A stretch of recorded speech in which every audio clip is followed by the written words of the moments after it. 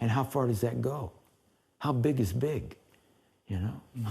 When you get a chance to speak with people, do you find that they are happy to hear what you have to say? Only if they ask me. I don't tell them anything unless they ask me. Unless a person asks the right question, you can't give them the right answer.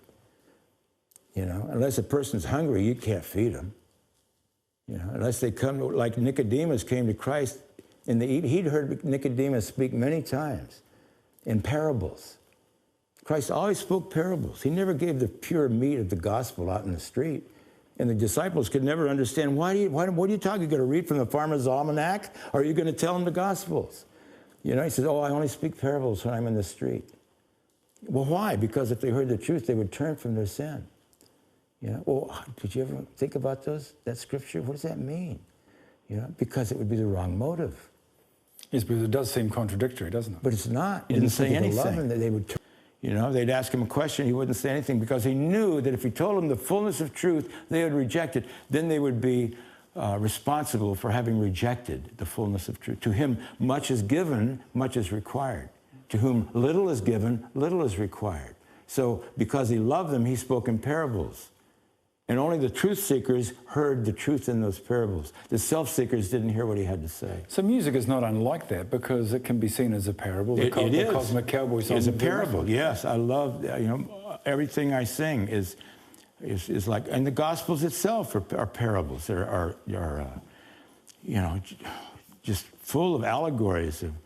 And when I apply what I read, whether it's in the Old Testament, the New Testament, it's me, it's my life.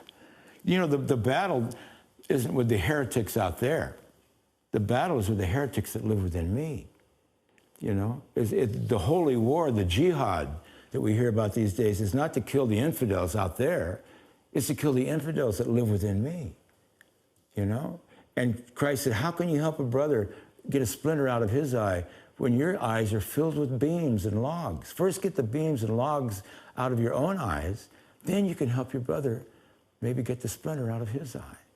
And so for the last 20 years, I've been saying, well, Lord, search me, O God, and see if there's any beams and logs in me. Ooh, and are there ever? You know, and they come up roaring. I mean, they're monsters living in me. You know, but every time, you know, and God creates situations, and this thing will come roaring up out of me, whatever it is, indignity, pride, greed, how come he's getting more than I'm getting? Who do they think? Don't they know who I am? You know, all this. And when I see that, it's so ugly. And God says, now you see that's not the situation. That's what's living in you, Barry. That lives in me all the time.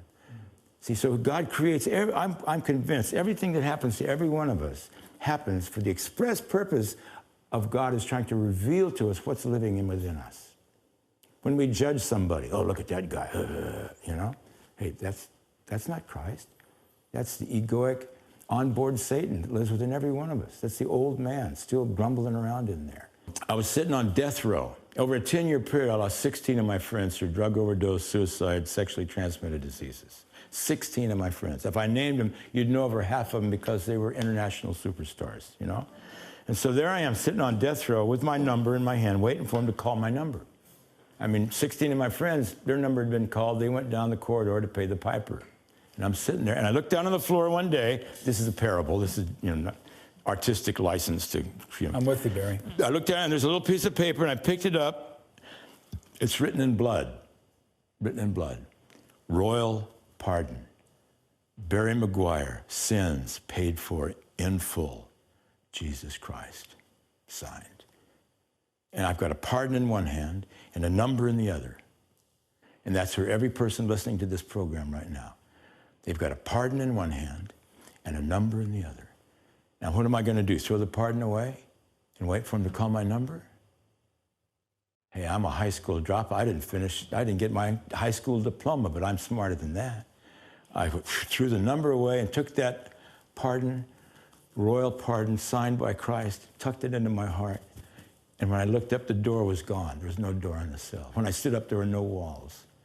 And I walked out, just walked away, free, forgiven, eternal, born again, a new creation. Still had a lot of beams and logs in me, but I had title deed to the fullness of the land, you know?